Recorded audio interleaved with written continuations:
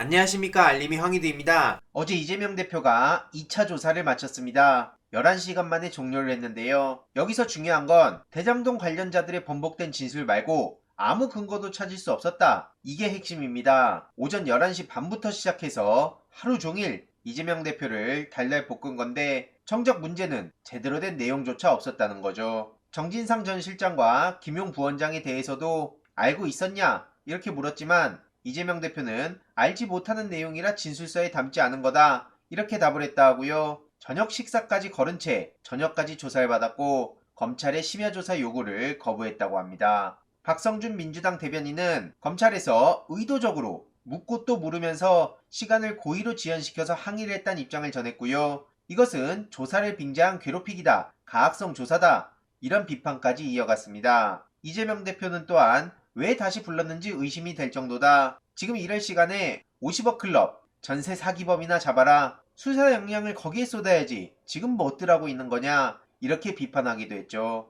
해당 소식을 접한 시민들도 틀린 말 하나 없다. 특히 김건희, 50억 클럽 이들에 대해선 끝까지 파헤쳐야 된다는 반응이 압도적이고요. 최근 이재명 대표는 당 회의에서 공천을 위해서 내 이름 팔지 말아라. 이런 경고를 했다고도 합니다. 슬슬 본격적인 총선 준비 모드에 들어가며 과열 양상을 보이자 직접 경고 메시지를 보냈다는 건데 지역 가서 이재명 대표가 보내서 왔다 이런 표현을 하는 사람도 있다고 하죠. 하지만 이건 허위사실 아니냐? 그러지 말아라. 이런 입장을 전하자 당 내부에서도 깜짝 놀랐다는 반응이 이어지고 있고요. 윤석열 대통령이 노골적으로 전당대회에 개입하는 것과는 정반대의 모습이라고 볼 수 있습니다. 오죽하면 최근 여론조사 결과 윤석열 대통령이 전당대회에 개입했다고 보는 사람이 70%를 넘길 정도입니다. 저런 식으로 대책도 없고 그저 야당 탄압, 전 정부 때리기 이것만 하고 있으니 22개국 지도자 중에 또 꼴찌를 했는데요. 심지어 부정평가가 70%를 넘겼습니다.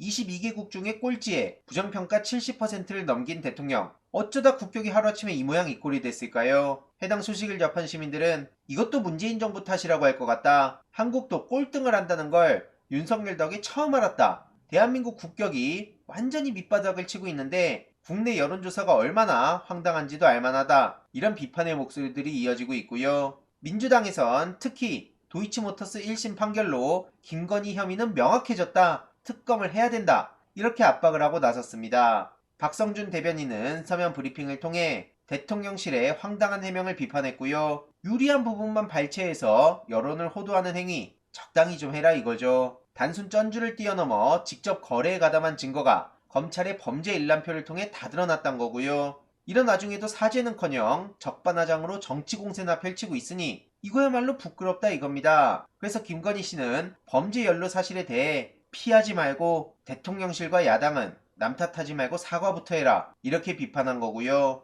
안호영 수석 대변인 또한 김건희 씨에 대한 특검 수사를 요구하고 나섰습니다. 특히 명백한 통정매매 기록도 있고 공판 중 김건희 씨에 대한 언급이 300여 차례가 넘는데 이걸 수사 안 하면 뭘 수사하냐 이거죠. 그런데 검찰은 그런 의지도 없어 보이니 남은 길은 특검뿐이다 이런 반응인 거고요. 윤석열 대통령과 국민의힘은 법치주의 타령할 거면 생떼나 쓰지 말고 김건희 특검이나 받아라. 결국 불공정한 검찰의 잣대는 특검으로 바로 잡을 수밖에 없다. 그래서 50억 클럽, 김건희 씨에 대한 수사, 지금부터 보다 더 적극적으로 목소리가 나올 것이 확실해 보입니다. 특히 포괄일죄로 공소시효 남았다는 소식도 전해지고 있고요. 2단계부터 5단계까지의 범행이 포괄일죄로 인정되면서 2단계 범행부터 공소시효가 남은 상황입니다. 이건 당연히 김건희 수사에 대한 영향이 이어질 수밖에 없는 거고요. 주가 조작이 총 5단계에 걸쳐서 이뤄졌죠. 법원이 포괄일죄를 일부 인정하면서 2010년 10월 21일 이후에 범행부턴 공소시효가 남아있는 상황입니다. 그래서 이 또한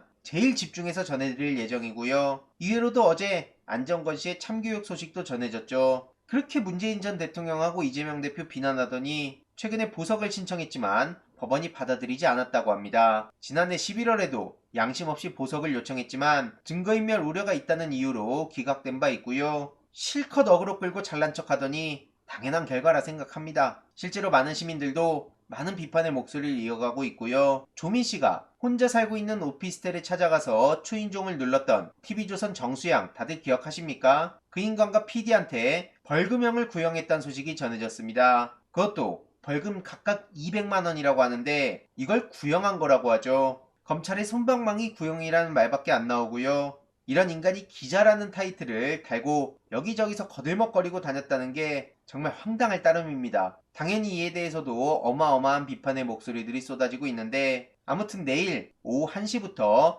부산에 있는 노무현재단에서 이러한 탈진실의 시대, 우리는 어떻게 싸워야 되는가, 유능한 관종이 지금 시대에 왜 중요한가, 이런 내용들을 전해드릴 예정입니다. 잠시 후 현장에서 뵙도록 하겠습니다. 이번 내용도 유익했다면 구독, 좋아요, 알림 설정, 멤버십 가입 정말 큰 힘이 된다는 점 말씀드리고 싶습니다. 주위에 널리 공유 부탁드립니다.